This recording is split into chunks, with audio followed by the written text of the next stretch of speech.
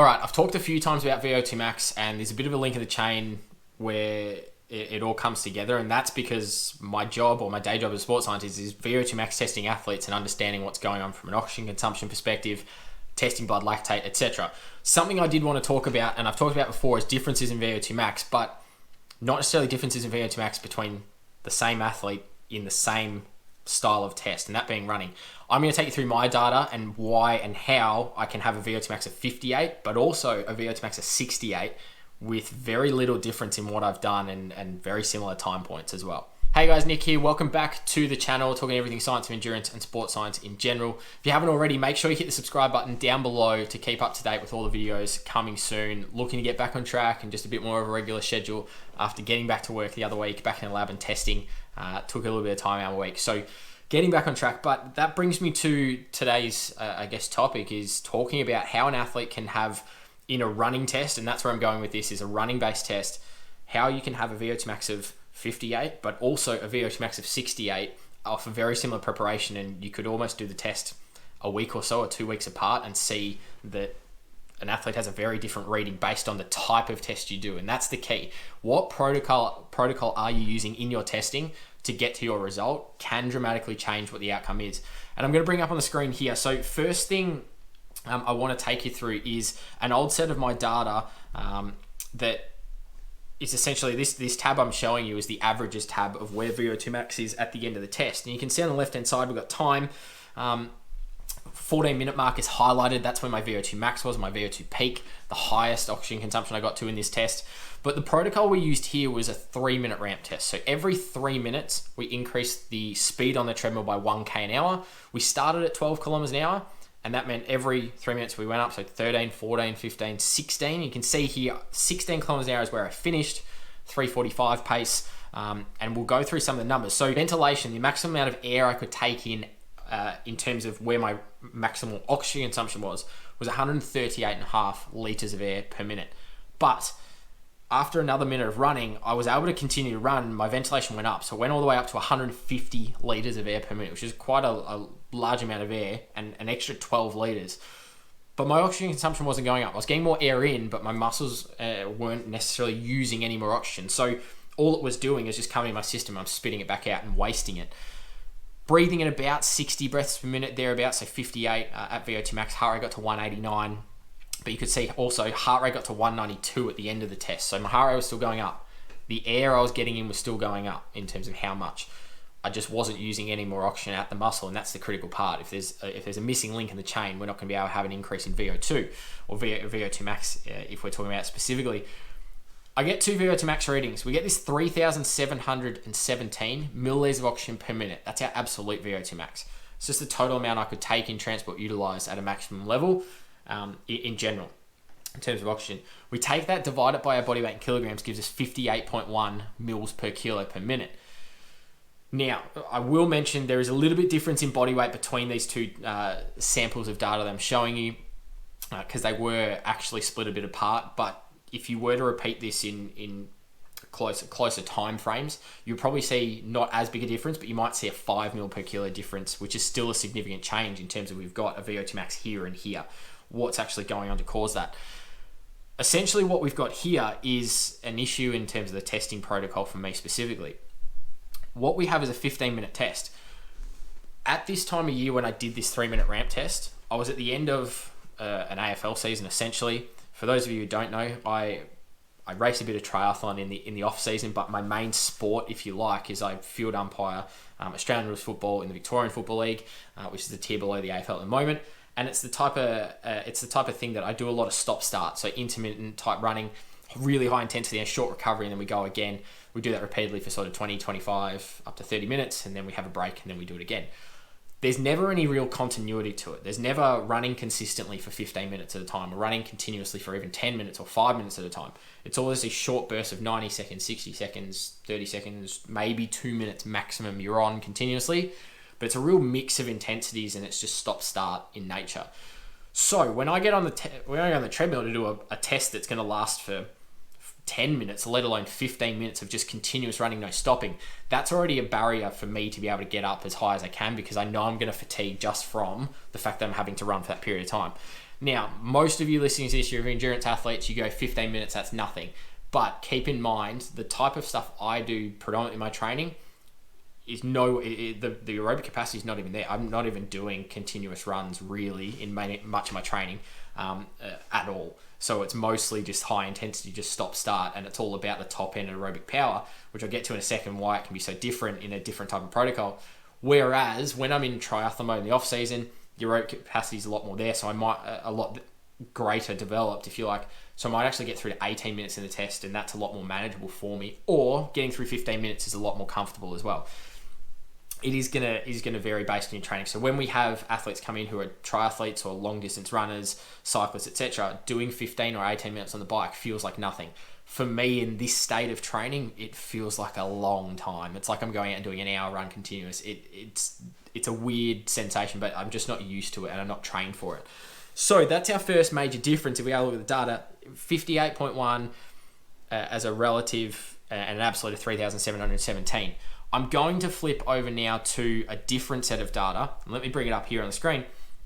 And this is a different testing protocol taken from a relatively similar point in time in terms of training, a very similar part of a training cycle, similar preparation, similar statistics as well in terms of across the board. And that's why it was a good even comparison. But what we have here is we have a testing protocol that every minute we go up by half a kilometer an hour. So what that means is we're actually going to get to max a lot faster. And we did also start at 12 kilometers an hour. So we started at the same speed, but what I ended up getting to was 17.5 kilometers an hour. So 1.5 Ks an hour faster than what I got to on the 3-minute ramp test. That also enabled me to increase my oxygen consumption a little bit more. And even at slower speeds, even at 16 kilometers an hour, which was the max in that 3-minute ramp test I showed you before, even at 16 Ks an hour, my oxygen consumption was just a little bit higher. And why is this the case?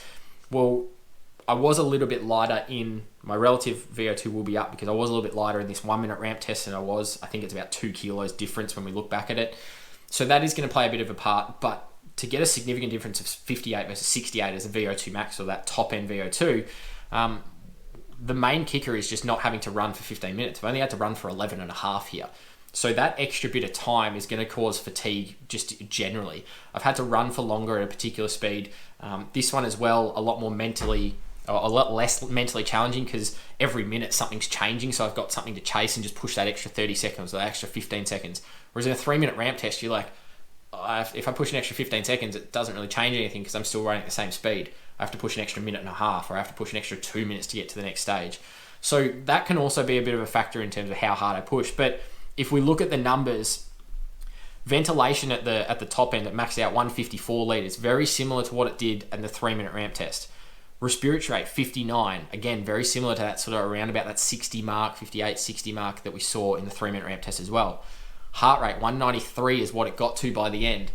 All of these numbers are looking basically identical. It's just the type of thing I was able to run at a faster speed, so I could actually make use of that oxygen better, but also and I was forced into using more oxygen because I'm running at a faster speed. But also, what we've also got is I've got a large amount of oxygen coming in, and I'm not being as inhibited as much by lactic acid accumulating in my system. And this is a big thing. When you run for longer periods of time, I'm having a steady state for a little bit longer.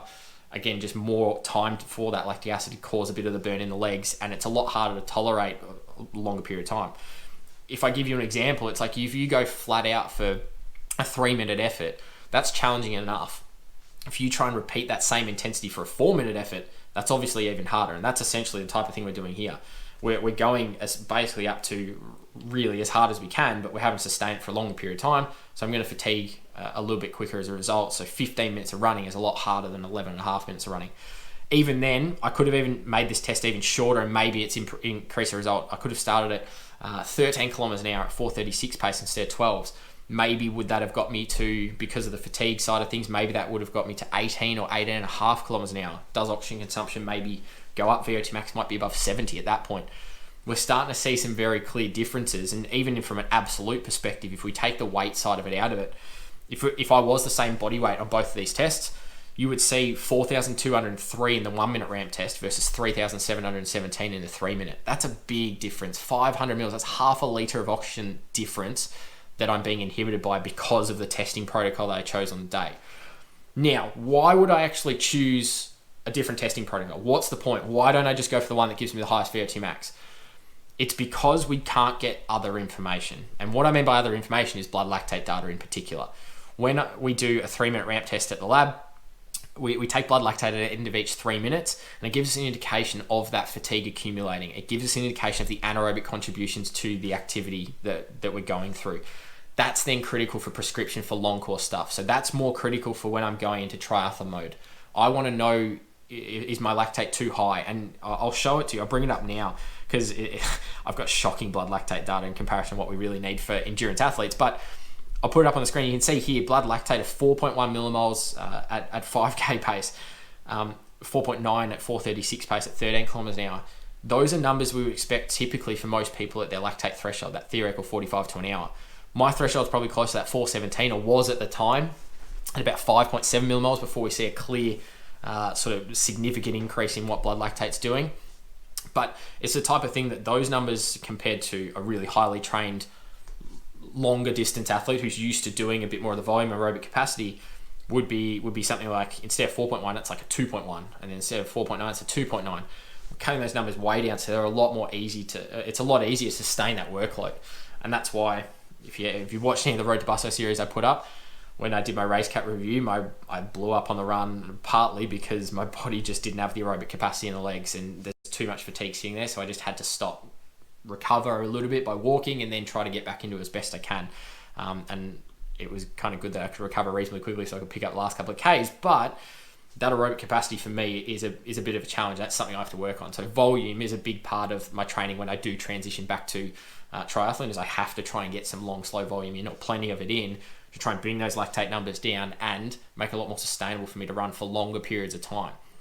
If anything, allow me to run for 18 minutes in the test as opposed to 15 before that fatigue is inhibiting me significantly, and actually get my VO2 to a genuine reading rather than something that's capped because I just can't run for 15 minutes continuous, or more than 15 minutes continuous. There's some of the big factors. Like I said, I've gone into a little bit of training in terms of what I need to do, and it's something I'm implementing at the moment is that long slow, because I know it's a weakness of mine, to try and build up the volume of the Ks and legs ready to then maybe race triathlon later in the year. I am still somewhat preparing for footy at the moment, so it's a bit of a mix of trying to get some high intensity and some of the long slow, so working it all together is a little bit tricky, but once football season finishes, it's sort of get out and try and do not as much volume as I can, but you get the idea, to then build that at end of the spectrum. Coming back to, I guess, all right, for the long course guys, we want that longer protocol because it's going to give us more blood lactate data. It's going to give some better steady state data, more practical for training, and we can understand better how we're going to then train you. Why would we then use the 1 minute ramp test? And it's for those others. It's for the other athletes, the intermittent, the team sport type athletes. It's our better indicator there, because we're not really concerned about fatigue. We're more concerned about what is your maximal oxygen consumption. How hard can you push that aerobic engine? Because that's going to be beneficial for performance, but also for recovery. Higher oxygen consumption is going to be better than relying too much on the anaerobic system. So we can be better in repeat sprints. We can back up efforts within a short period of time. Hard effort, short recovery, hard effort, short recovery. We can do that more consistently without as much drop in performance. Even someone like a 1500 meter runner, short duration event, they're only used to running in their race for 3.5 minutes. They're not used to running for 15, 20 minutes. So that's also where we see a bit of a difference in that type of athlete as well. Maybe even up to sort of 3,000, 5,000 meter athletes, we start to head to that 3 minute ramp test, can be a bit better of an indicator, because they're used to running for sort of, at the elite level, 13, 15-ish minutes, but the amateur level, most people are around that sort of 18, 22 minute mark for 5K. When I say the average of the population is probably about that. So they're at least used to running for that period of time in their event, and they've probably done some over distance stuff as well. But the team sport stuff and the intermittent type running, even like 1,500 meters on the track, 800 meters on the track, that 1 minute ramp test is, you ask any of those athletes and they much prefer it, because it's a lot easier to just keep pushing and get up to the intensity as they're capable of and the VO2 max they're capable of, without necessarily having that inhibition of they've just been on the treadmill for longer than they can handle. Even if you put me on the treadmill for 15 minutes and get me to run at a middle speed, like 13 kilometers an hour or 14 k's an hour, and by the end of it, I'm probably going to be reasonably cooked, because I'm just not used to running for that consistent period of time. And again, that's just where we have to move into training for me, is I just have to go and practice that. I just have to do the volume and put in the Ks. Other athletes, it might be the other way around. So hopefully that gives you a bit of an insight in terms of how one athlete on the same type of test, so running test, can have two very different VO2 max readings because of the protocol used in the test. And it's something really important. If you're doing any field testing, you're going into a lab, make sure you fully understand what the protocol is before you do the test, and also understand how that might impact your data. Ask the question of the sports scientist running the test, or if you're coming to see me in the lab here in Melbourne at Mets, ask me what test protocol is better for the type of things you do.